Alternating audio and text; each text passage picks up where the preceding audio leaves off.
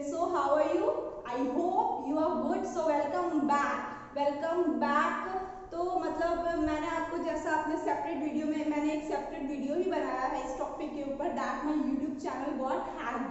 I don't know how it happens, कैसे हो गया. मेरे को बिल्कुल इसका कोई भी आइडिया नहीं है कि मेरा यूट्यूब चैनल कैसे हैक हो गया. तो मैंने यूट्यूब को फिर मेल किया कि my YouTube channel got hack. तो यूट्यूब ने बहुत अच्छे से रिस्पॉन्स किया मेरे को.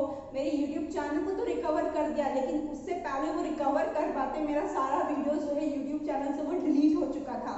ठीक है, उन्होंने मेरा चैनल तो रिकवर कर दिया but my all videos got deleted. ठीक है, डिलीट हो चुका था मेरा सारा वीडियो. लेकिन फिर भी मैंने यूट्यूब को मेल किया दैट माय वीडियोस इज मतलब मेरा जो वीडियोस वगैरह है सब डिलीट हो चुका है. कुछ भी नहीं है मेरे चैनल पे. All content is empty. कुछ भी नहीं है, मेरा सारा चैनल एम्प्टी पड़ा है, आप जाके देख सकते हो. ठीक है, तो यूट्यूब ने फिर से मुझे रिस्पॉन्स किया है कि मैं इस पे वो वर्क करेंगे. ठीक है, तो एज सुन एज पॉसिबल शायद मेरे सारे जो लेक्चर्स वो वापस आ जाए. लेकिन मैं आपको ये विश्वास दिलाती हूँ, मैं आपको ये बोलती हूँ कि अगर यूट्यूब ने अगर कुछ ना किया, ऐसा तो उन्होंने बोला है कि 7 to 14 वर्किंग डेज में वो कुछ ना कुछ करेंगे. लेकिन अगर बाय द वे वापस ना आया तो मैं ऐसे ही छोड़ने वाली में से नहीं हूँ. ठीक है, मैं आप लोग के लिए फिर से सारा कंटेंट सारे लेक्चर्स के साथ उसी तरह से उसी एनर्जी के साथ मैं आपको सारे लेक्चर्स दूंगी. ठीक है, मैं ऐसे ही कुछ मैं तो पहले टूट चुकी थी. ठीक है, मैंने सोच लिया था, मतलब मैंने घर पे सबको बोल दिया था कि नहीं मेरे को नहीं करना ये, अब तो जो हो गया, अब यूट्यूब छोड़ देते. ठीक है, चैनल भी डिलीट कर देते, सब खत्म कर देते हैं. लेकिन आई एम सो ब्लेस्ड कि मेरे पास इतनी अच्छी फैमिली, इतनी ब्रॉड माइंडेड फैमिली कि उन्होंने मुझे फिर से मतलब बोला तू कर, हो जाएगा, सब अच्छा हो जाएगा, तूने इतने मेहनत से स्टार्ट किया, तू आगे बढ़ा. So I am feel so blessed.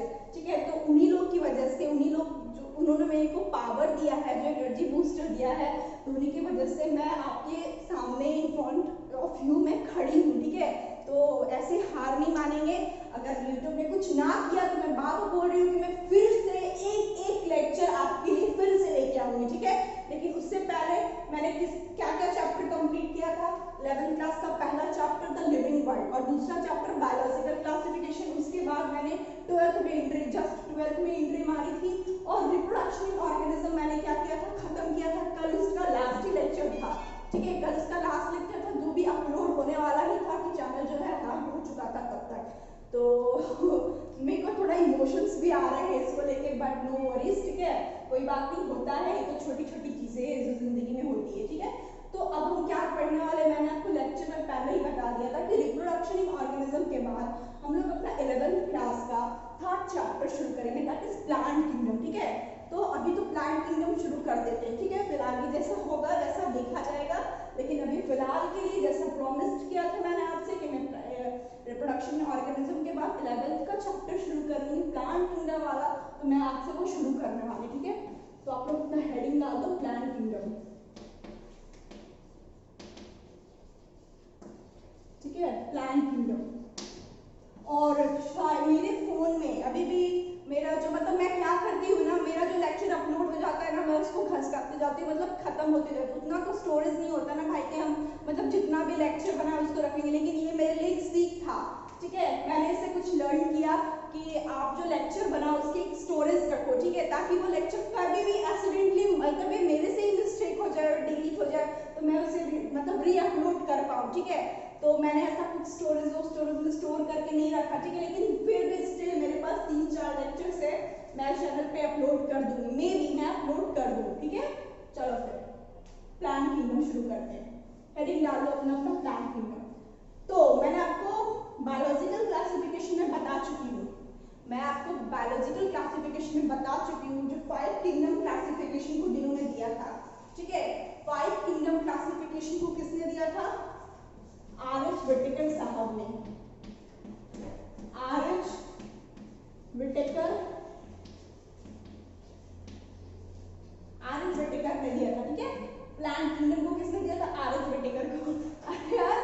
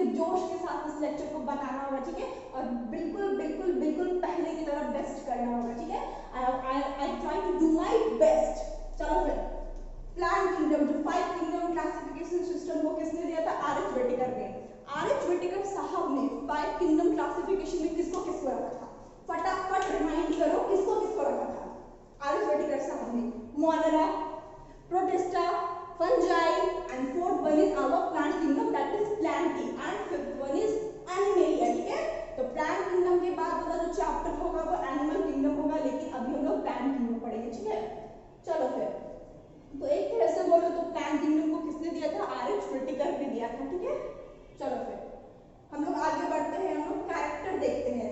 तो ये तो जाहिर सी बात है ना, हम लोग प्लांट किंगडम पढ़ रहे हैं तो हम लोग प्लांट्स के बारे में पढ़ेंगे। ठीक है, क्या आप लोग इसमें एनिमल भी घुसाने वाले हो? ठीक है, आप लोग एनिमल घुसाने वाले नहीं हो ना इसमें। चलो फिर हम लोग character of plant kingdom, character of plant देखने वाले हम लोग प्लांट की कैरेक्टर। और उससे पहले मैं आपके लिए कुछ लेके आती हूँ। ठीक है, कुछ लेके आती हूँ। सो ये है वो चीज जो मैं आप लोगों को दिखाना चाह रही थी। ठीक है, क्या है ये? प्लांट्स है। अरे यार ये कैसे हो सकता है कि अपन लोग प्लांट किंगडम पढ़े और प्लांट हाथ में ना हो? ठीक है, अब भाइयों ये मत करना कि अपने अपने छत से पौधे वौधे उठा के ले आना। ठीक है, या कहीं से बाहर से प्लांट उखाड़ना और फटाक से लेके चले जाना, पिटाई खा जाओगे। ठीक है, मेरे पास तो ऐसे अवेलेबल था आसपास में घर पे ही, तो मैं एक छोटा सा प्लांट, छोटकू सा प्लांट आपको दिखाने के लिए आई हूँ। ठीक है, सो ये प्लांट्स है, कितना अच्छा लगता है ना ये ग्रीनरी वगैरह देख के, कितना अच्छा लगता है ना, पीस मिलता है ये हरियाली देख के। ठीक है, एक्चुअली ये थोड़ा थोड़ा खराब भी हो गई है सनलाइट की वजह से, हम लोग थोड़े दिन से यहाँ पे थे ही नहीं। ठीक है, तो ये प्लांट्स अकेली सूख रही थी, बट अभी हम लोग यहाँ पे आ गए हैं। ठीक है, लॉकडाउन से पहले नहीं थे। ठीक है, अभी इस पर ध्यान नहीं दिया हम लोगों ने, तो अभी इस छोटकू सा प्लांट को हम लोग थोड़ा सा अच्छे से करने वाले हैं। ठीक है, कटिंग वटिंग करके इसको अच्छे से ग्रो करवाएंगे। लेकिन अभी मैं आपको इसलिए दिखा रही हूँ क्योंकि हम लोग प्लांट किंगडम पढ़ने वाले। ठीक है, तो प्लांट्स की दर्शन कर लेते ताकि प्लांट जी की याद आए हमें, और हम लोग प्लांट के बारे में अच्छे से पढ़ेंगे। प्लांट्स की लीफ से, फ्लावर से, जो कुछ भी हम लोग इसके बारे में पढ़ने वाले। ठीक है, ये छोटा सा पौधा, ये छोटा सा प्लांट आपके नीट के एग्जाम में बहुत सारे क्वेश्चंस लेके आने वाले। ठीक है, ये देखने में आपको हल्का लग रहा होगा, बट इसकी जो क्वेश्चन की रेंज है, आप बोल दो जो क्वेश्चन की रेंज है, जो मतलब बजट है क्वेश्चन की, वो बहुत ज्यादा होती है। ठीक है, तो मतलब बोलने का मेरा मतलब हुआ कि जो दो चैप्टर है प्लांट किंगडम और एनिमल किंगडम, ठीक है, ये बहुत ज्यादा मतलब इंपॉर्टेंट रखता है नीट के लिए, एम्स के लिए, किसी भी कॉम्पिटिटिव एग्जाम के लिए ये बहुत इंपॉर्टेंस रखता है। ये छोटा सा पौधा, ठीक है, आपकी नीट की रिजल्ट डिसाइड भी करेगी। ठीक है, क्योंकि क्वेश्चन अच्छे खासे आते हैं, अगर आप कर पाए उसको इस छोटे से पौधे से, तो फिर आपका नीट का रिजल्ट ये तो डिसाइड करेगा ना भाई। ठीक है, तो अभी हम इसको रख देते हैं, आगे बढ़ते अपने प्लांट किंगडम की तरफ। चलिए अब हम लोग बढ़ते हैं प्लांट किंगडम की तरफ। अब इस छोटे से पौधा जो हम लोगों ने देखा, तो इसकी कैरेक्टरिस्टिक्स वगैरह देखते हैं। ठीक है, कि ये जो पौधा था जो मैंने आप लोग को दिखाया, ये पौधे वाले भाई साहब जो है आउटोट्रॉपिक है। ठीक है, आउटोट्रॉपिक है, जो पौधे वाले भाई साहब है वो आउटोट्रॉपिक है। ठीक है, आउटोट्रॉपिक है, और आउटोट्रॉपिक क्यों है? क्योंकि वो क्या करते हैं? फोटोसिंथेसिस करते हैं। ठीक है, ये आउटोट्रॉपिक इसलिए है क्योंकि ये फोटोसिंथेसिस करते हैं। ठीक है, आउटोट्रॉपिक है, फोटोसिंथेसिस करते हैं, और क्या है ये? यूकैरियोटिक है। ठीक है, और ये क्या है? यूकैरियोटिक है। ठीक है, चलिए फिर, और ये क्या है? नॉन मोटाइल है। ठीक है, नॉन मोटाइल है। ये नॉन मोटाइल है, हम लोग जानते हैं ये मोटाइल नहीं है, इनके पास सीलिया फ्लैजेला वगैरह कुछ ऐसा प्रेजेंट नहीं है। ठीक है, ये नॉन मोटाइल है, लेकिन कुछ प्लांट्स में, कुछ मतलब बोलो फ्लावर में जो है लोकोमोशन दिखने को मिलती है। मूवमेंट नहीं बोल रही हूं मैं, लोकोमोशन बोल रही हूँ। ठीक है, मूवमेंट मत समझ रही हो, लोकोमोशन बोल रही हूँ। तो what is the difference between locomotion and movement? ठीक है, पहले तो कौन सी प्लांट लोकोमोशन देखने को मिलेगी? टच मी नॉट प्लांट, छुई हुई plant, touch me not plant. आप उसको टच करोगे तो वो उसकी लीव्स जो है वो फोल्ड हो जाएगी।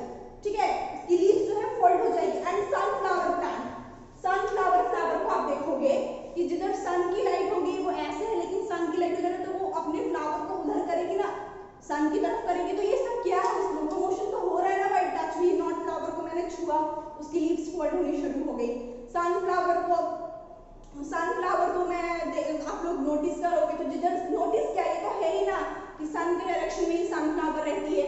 ठीक है, तो एग्जांपल लिख लो, बट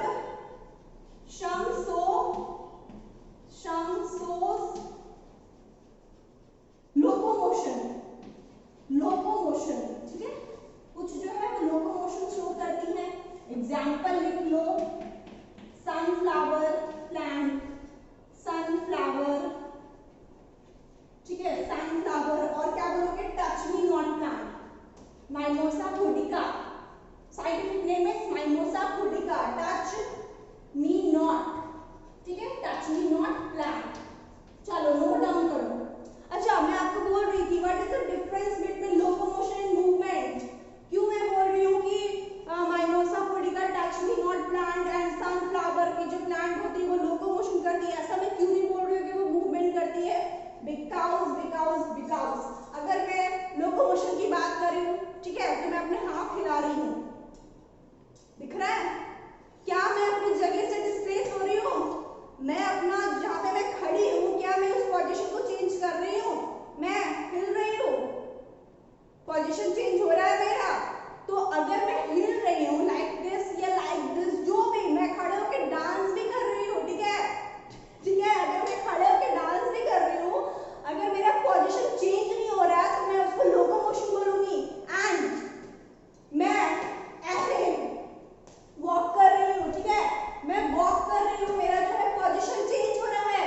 सी, मेरा पोजीशन चेंज हो रहा है, तो हम लोग उसको क्या बोलेंगे? मूवमेंट। तो इसको मैं क्या बोलूंगी? मूवमेंट। तो जो प्लांट है, टच मी नॉट प्लांट या सनफ्लावर, एक ही जगह पे क्या वो चलती है क्या? वो चल तो नहीं सकती है ना भाई। कि आपने कभी देखा है कि सनफ्लावर का फ्लावर जो है सूरज के पास चल चल के जा रहा है? ऐसा नहीं देखा होगा, ठीक है। माइमोसा पुडिका जो टच मी नॉट प्लांट है, उसको तो हम लोग सिर्फ छूते हैं तो उसकी लीव्स ही होनी शुरू होती है ना।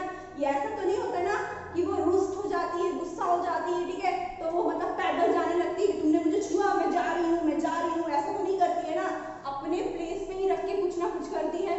तो इसलिए मैं बोल रही हूँ कि लोकोमोशन करती है, मूवमेंट नहीं करती है। चलो फिर आगे बढ़ते हैं, नोट डाउन करो, ठीक है, नोट डाउन हो गया?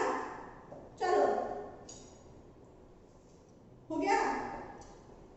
ये जो मैंने आउटर ट्रॉपिक वाले को बोला, ठीक है, मैंने जो आउटर ट्रॉपिक बोला, लेकिन इसमें एक्सेप्शंस भी हैं, ठीक है। पहले नोट डाउन करो, इरेज करते हैं, फिर एक्सेप्शन की बात करते हैं।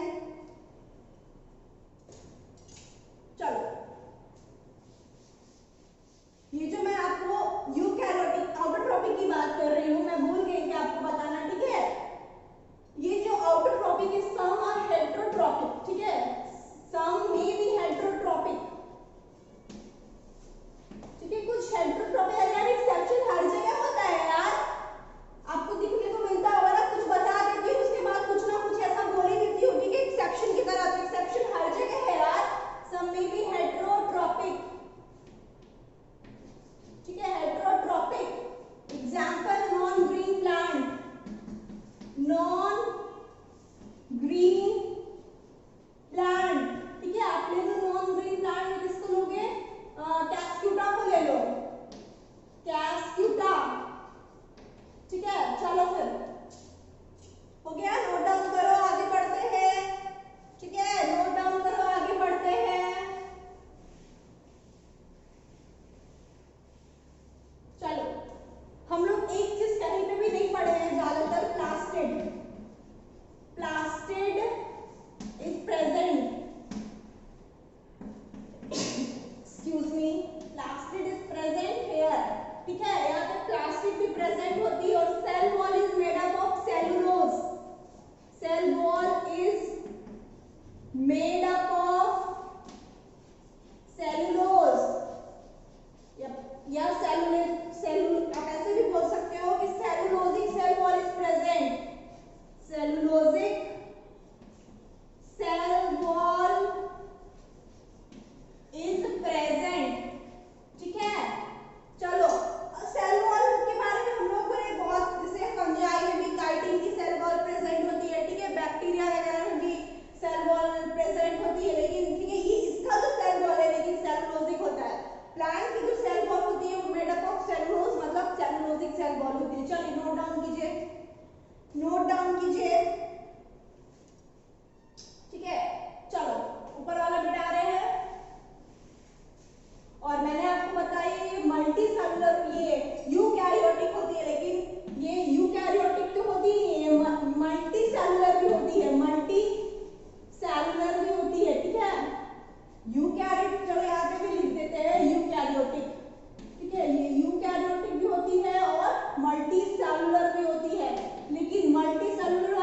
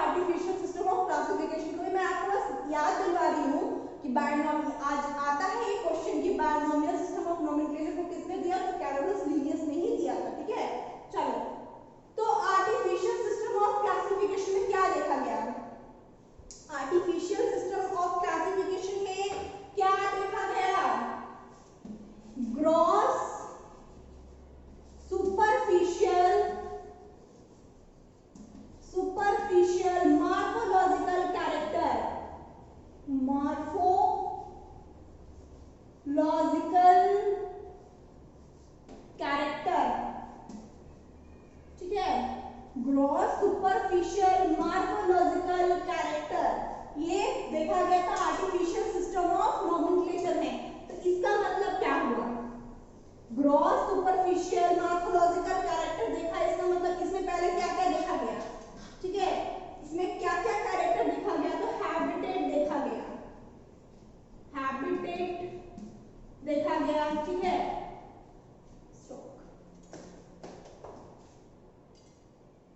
हैबिटेट, कलर देखा गया, नंबर ऑफ लीफ देखा गया, ठीक है, नंबर ऑफ लीफ देखा गया, शेप ऑफ लीफ देखा गया, शेप ऑफ लीफ देखा गया, ठीक है।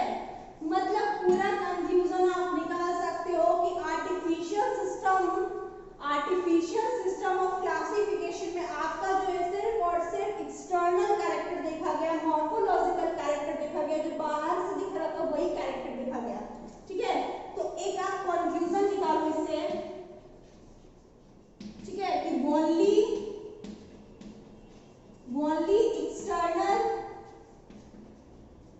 External character is seen here, ठीक है, इज सीन हेयर, ठीक है। आप एक कंफ्यूजन निकालो यहाँ पे से कि आर्टिफिशियल सिस्टम ऑफ क्लासिफिकेशन में सिर्फ और सिर्फ एक्सटर्नल कैरेक्टर को देखा गया, जब मॉर्फोलॉजिकल कैरेक्टर को देखा गया, इंटरनल कैरेक्टर को नहीं देखा गया। ये अगर ये डिस्कार्ड हुआ था तो इसका पहला पॉइंट ये है कि इसी के कारण डिस्कार्ड हुआ था, ठीक है। तो इसके बहुत सारे रीजंस थे कि ये डिस्कार्ड हो गया, ये चला नहीं है क्लासिफिकेशन सिस्टम जो कैरोलस लिनियस ने दिया था। तो उसका पहला पॉइंट आप ये भी मान लो कि इसलिए डिस्कार्ड हो गया था। मान क्या लो ये है ही कि एक्सटर्नल कैरेक्टर को इन्होंने सिर्फ देख के बता दिया, इंटरनल कैरेक्टर नहीं देखा था, ठीक है। चलो फिर नोट करो, फिर आगे बताते हैं क्या हुआ था जो ये जो क्लासिफिकेशन सिस्टम इसको डिस्कार्ड कर दिया गया, ठीक है।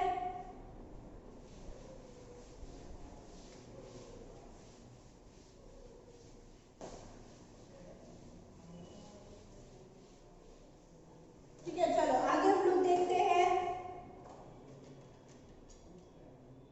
ये दो चीजों पे ज्यादा बेस्ड था, ठीक है, mainly based on two character, mainly based on two character, ठीक है। ये दो कैरेक्टर पे ज्यादा बेस्ड था। क्या क्या? वेजिटेटिव रिप्रोडक्शन, वेजिटेटिव रिप्रोडक्शन,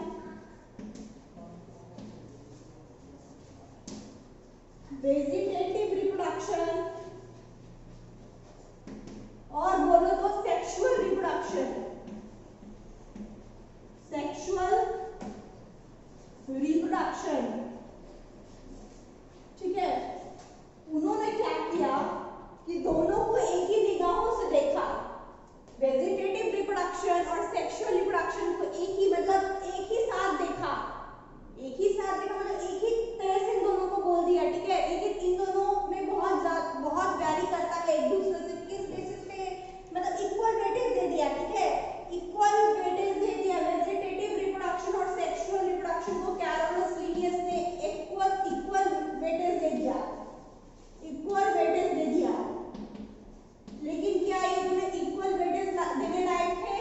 नहीं थे, क्योंकि वेजिटेटिव रिप्रोडक्शन जो है इन्वायरमेंट से एडवर्सली इफेक्ट हो जाता है, ठीक है, इजीली अफेक्टेड हो जाता है। वेजिटेटिव रिप्रोडक्शन जो है, जो वेजिटेटिव रिप्रोडक्शन है, इससे इजीली वेटेज नहीं देना चाहिए था इन दोनों को, क्योंकि वेजिटेटिव रिप्रोडक्शन जो है वो एडवर्सली बोलो, एडवर्सली या इजीली, ठीक है, affected by environment, affected by environment, ठीक है। चलो, तो इसके कारण भी ये डिस्कार्ड हो गया था। पहला कारण कि उन्होंने सिर्फ एक्सटर्नल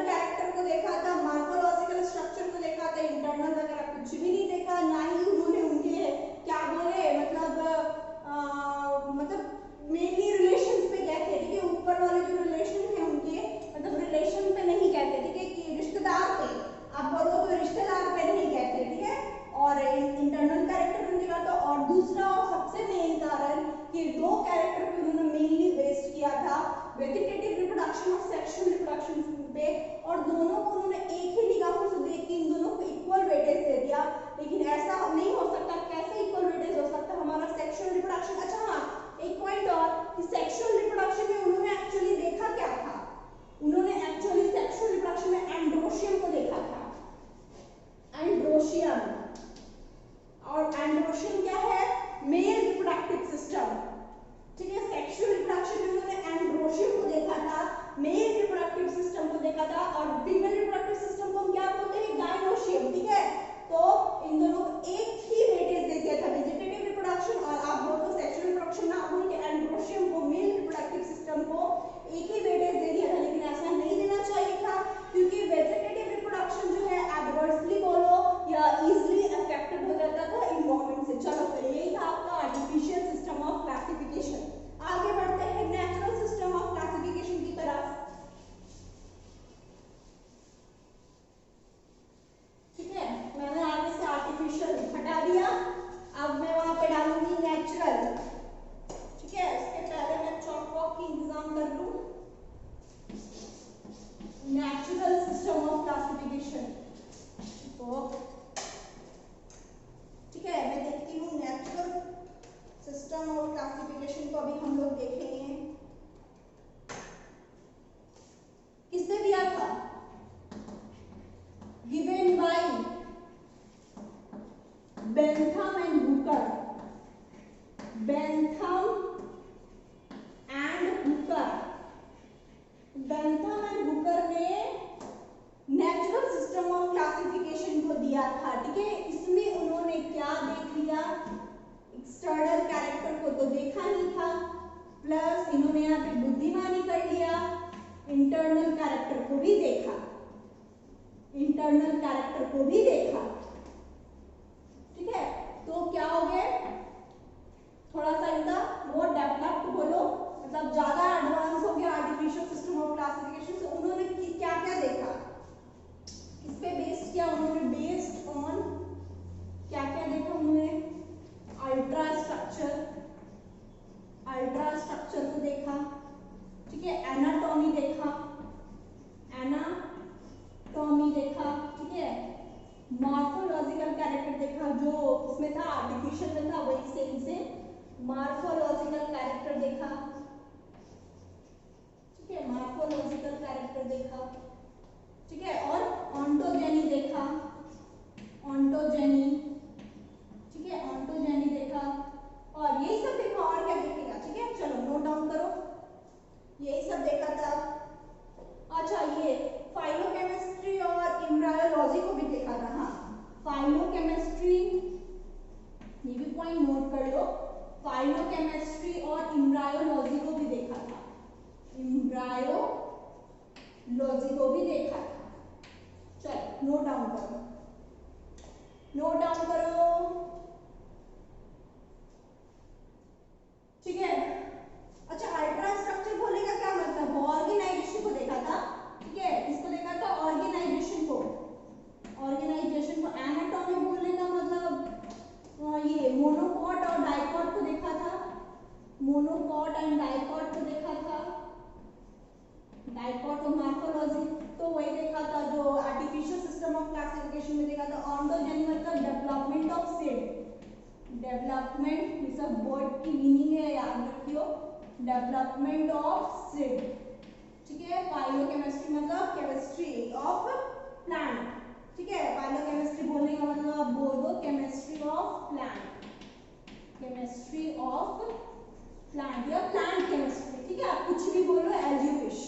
चलो नोट डाउन करो, नोट डाउन करो। ठीक है, नोट डाउन करो, हो गया? चलो, अब पता है इन्होंने भी एक, ये भी डिस्कार्ड हो गया, ये भी डिस्कार्ड हो गया क्योंकि इन्होंने फैमिली ट्री को इनोविट ने भी नहीं देखा। जो फैमिली ट्री थी, इन्होंने भी फैमिली ट्री को नहीं देखा, नहीं बनाया, मतलब इनके रिश्तेदारों को नहीं देखा इन्होंने। ये भी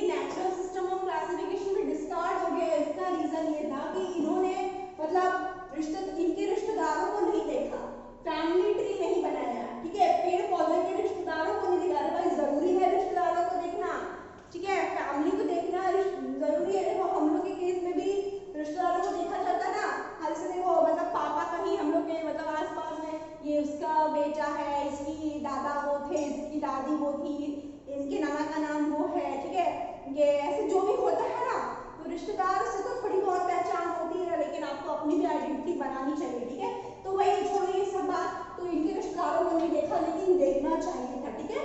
चलो फिर, तो इनका सबसे वाला डिस्कार्ड पॉइंट ये हो गया कि इन्होंने फाइलोजेनी को नहीं देखा, फाइलोजेनी को नहीं देखा। अरे मैंने फाइलोकेमिस्ट्री लिखा था, ठीक है, प्लांट केमिस्ट्री ऐसा मत समझना कि वहां पे फाइलोजेनी लिखा था, फाइलोकेमिस्ट्री लिखा था, ठीक है। जो बोला था कि इन सबको देखा था, ऑन्टोजेनी, फाइलोकेमिस्ट्री, तो वो प्लांट केमिस्ट्री में फाइलोजेनी मत सोचियो, ठीक है। और उन्होंने क्या किया था कि जो जिम्नोस्पर्म थे, जिम्नोस्पर्म होते हैं ना, जिम्नोस्पर्म और एंजियोस्पर्म, जिम्नोस्पर्म को क्या किया था, वो बीच में रख दिए थे जिम्नोस्पर्म को, किसके बीच में, डाइकॉट एंड मोनोकॉट, ठीक है। ऐसे लिख सकते हो, केप्ट जिम्नोस्पर्म इन बिटवीन, यहाँ पे ये कर लो, इन बिटवीन, ठीक है, डाइकॉट और मोनोकॉट, नोट डाउन करो, ठीक है। मतलब जिम्नोस्पर्म को उन्होंने डाइकॉट और मोनोकॉट के बीच में रख दिया। ये मतलब क्या क्या उन्होंने सोचा था, क्या रिश्ता था, क्या सोच के इन्होंने रिश्ता बना दिया ये रब ने, मतलब बोलो तो बेंथम एंड हुकर जी ने क्या सोच के ये जोड़ी बना दी बीच वाली, ये तो रब ने डिस्कार्ड कर दी जोड़ी, बना नहीं दी, ये तो डिस्कार्ड हो गया जोड़ी, ठीक है। तो जिम्नोस्पर्म में उन्होंने बवंडर मिस्टेक कर दिया कि डाइकॉट और मोनोकॉट के बीच में जिम्नोस्पर्म डाल दिया, ठीक है। रब ने ये बेंथम एंड हुकर जी ने भयंकर जोड़ी बना दी। चलो वो डाउन करो। तो यही था आपका नेचुरल सिस्टम ऑफ क्लासिफिकेशन जो खत्म हुआ। अब हम लोग आएंगे फाइलोजेनेटिक सिस्टम ऑफ क्लासिफिकेशन, ठीक है। तो इन्होंने मेनली क्या मिस्टेक किया, बेचारे ने तो बेचारा मैं इसलिए बोल रही हूँ कि इन्होंने थोड़ा सा एक स्टेप आगे सोचा, कैरोलस लिनियस और बेंथम हुकर जी ने एक स्टेप आगे सोचा। क्या सोचा कि उन्होंने इंटरनल स्ट्रक्चर को भी नोटिस किया, ठीक है। इसके लिए एक थम्स अप बनता है उनके लिए कि उन्होंने इंटरनल स्ट्रक्चर को नोटिस, अच्छा हाँ भाई ऐसा नहीं, कैरोलस लिनियस के लिए एक बड़ा सा थम्स अप बनता, क्योंकि अगर वो इस चीज की स्टार्टिंग ही ना करते, ठीक है, अगर वो एक्सटर्नल स्ट्रक्चर को ही ना देखे, तो स्टार्टिंग करते ही नहीं, तो फिर शायद ये सब आगे होता ही, ठीक है। तो दोनों के लिए थम्स अप। चलो फिर, तो क्या मैं क्या बोल रही थी, डिस्कार्ड होने का क्या पॉइंट है नेचुरल सिस्टम ऑफ क्लासिफिकेशन का, ये था कि इन्होंने पहले रिश्तेदारों को ना देखा, बवंडर मिस्टेक किया इन्होंने कि रिश्तेदारों को ना देखा, और दूसरा बवंडर इन्होंने ये कर दिया कि इन्होंने रब ने गलत जोड़ी बना दी, बेंथम एंड हुकर जी ने जिम्नोस्पर्म को डाइकॉट और मोनोकॉट के बीच में रख दिया था। चलो फिर, तो नेक्स्ट देखते हैं phylogenetic system of classification, system of classification, ठीक है। तो क्या था फाइलोजेनेटिक सिस्टम ऑफ क्लासिफिकेशन, आप बताओ, मैं नहीं बताने वाली हूँ, आप मुझे पढ़ाओगे। क्या था, क्या था, मैं ऐसे एक हिंट कर देती हूँ, किसने दिया था, बस मैं इतना बता दूंगी और नहीं बताऊंगी। इल्गर एंड क्रांति ने फाइलोजेनेटिक सिस्टम ऑफ क्लासिफिकेशन को दिया था, इल्गर एंड क्रांति ने, और क्रांति ने PRANTI, और मैं आपको कुछ नहीं बताने वाली हूँ, आप बताओगे, आप बताओगे किस पे बेस्ड था ये system of classification, based on evolutionary history of organism, history of organism, ठीक है, based on evolutionary history of organism. बता दिया मैंने, हिस्ट्री रिलेशनशिप ऑफ ऑर्गेनिज्म, या हिस्ट्री भी बोलो या फिर मोस्ट एप्रोप्रिएट रिलेशनशिप, ठीक है, based on evolutionary relationship of organism. चलो फिर समझ में आ गया ना,